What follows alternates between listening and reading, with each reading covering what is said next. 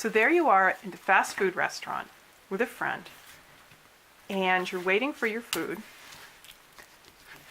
and you have straw papers. So you're kind of bored. So what you do is you take them, you take your 2 straw papers, and you flatten them down, and you start folding them over and over each other.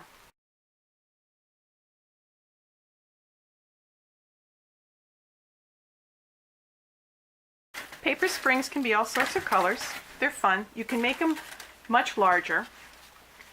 I believe they may or may not be classified as origami. So again, just 2 strips of paper, and you can use a little bit of glue at the end if you want.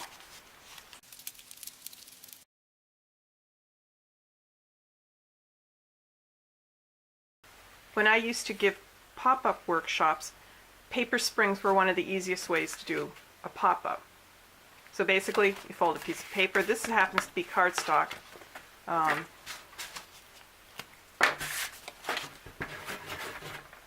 You got your happy glue stick. I did not spend a lot of time thinking about this particular card. You got your element. It was supposed to be a corgi. Maybe it doesn't quite, maybe it's a monster, not a corgi. And let's just grab one of these. So you grab it and you put one end here and sorry about that. And you glue the other one here. Put your dog monster here and let it dry for a while. When you open it, it springs out. So this isn't particularly dry, but it's kind of neat. There's a side view. You could even have a bunch of them doing this. Alright, so that is a paper spring.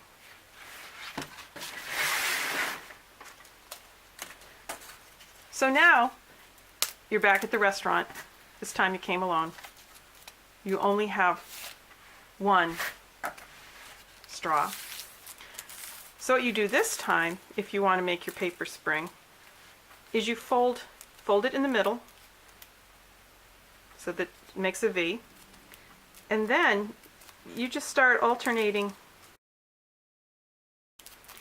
and it's a much shorter paper spring, but it's still a paper spring.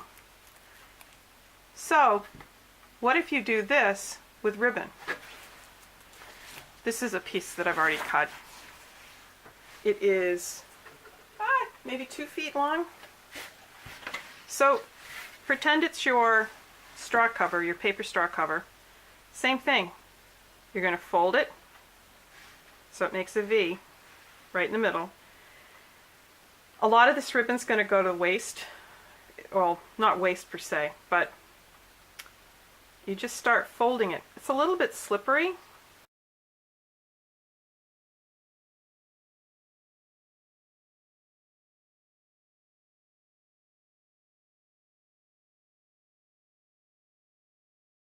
So at this point, you've got a long ribbon spring.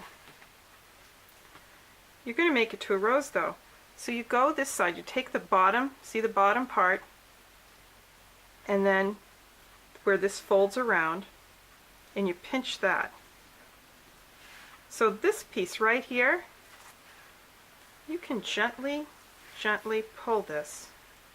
And as you pull it,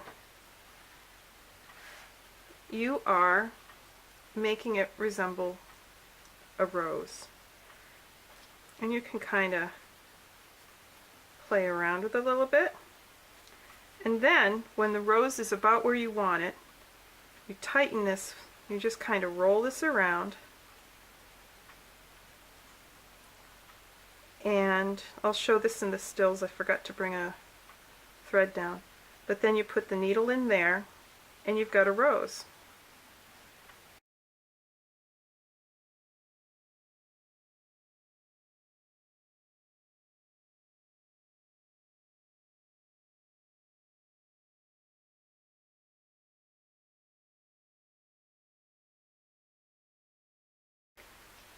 So again, there's my bottom, the last fold. It's right here. So I put my, whoops, there's the spring. I put my thumb on the last end, and then on the other side where it folds. So this piece, especially since the fabric is so silky, can just slide through, and if I drop it, or if I don't like how the rose is growing or squishing together, it's no problem, because I can do this over and over again. As a matter of fact, when Eleanor showed me how to do this, she didn't sew it. It was with a hair ribbon, and it was just something she showed me. And she didn't actually sew it together. I just figured out how to do it a couple decades later. So now you just wrap the short end around, and it looks red. Like, you just put a few stitches in there and it'll hold the shape. It'll hold it this way. And this excess, you can perhaps have enough to roll another rose, or you could just say goodbye to this because I'm not actually sewing this one. Or you could just do a fold like this. Just do your, is it 90 degrees or is it 45 degrees? That is a philosophical question. I am not prepared to answer it this time, but it's a fold. And then to make a bud, you just, once you do that, you just keep, maybe twist it now and then to give it some, go a little bit. You're just rolling it, twist it now and then, and then you'll get a shape, a little bud shape.